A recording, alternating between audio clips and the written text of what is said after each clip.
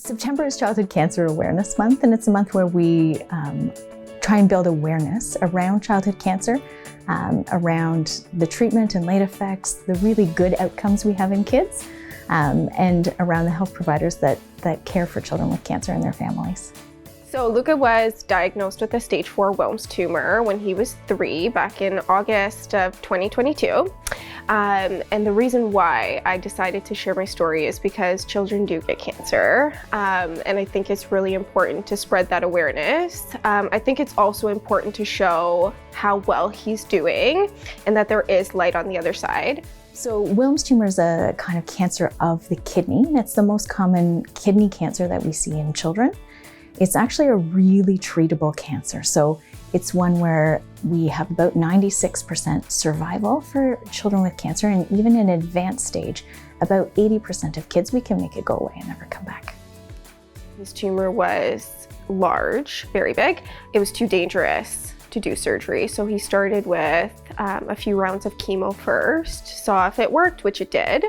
And then in December, he was cleared to do surgery. So he did surgery, they removed his kidney and the tumor. They left everything on the liver so that the next rounds of chemo and radiation would target that and anything else that you might not see.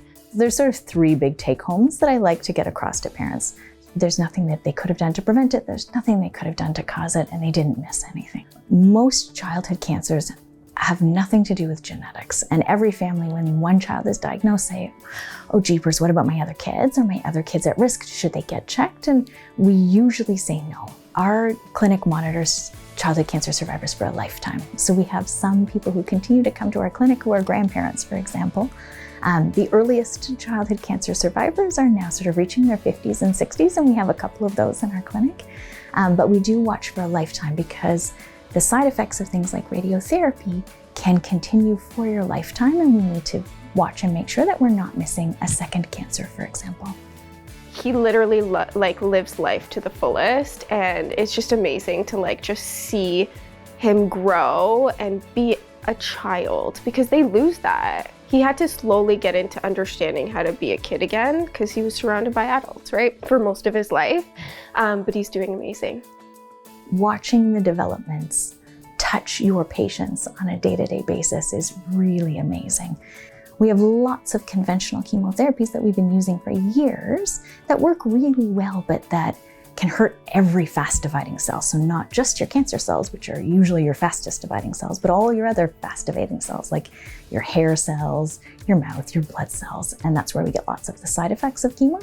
So the hopeful, future state is that we really have individualized targeted therapies for every patient, where we can use a combination of those conventional drugs at the lowest possible doses, minimizing side effects, combined with targeted agents that really just come at your cancer cells and kill them.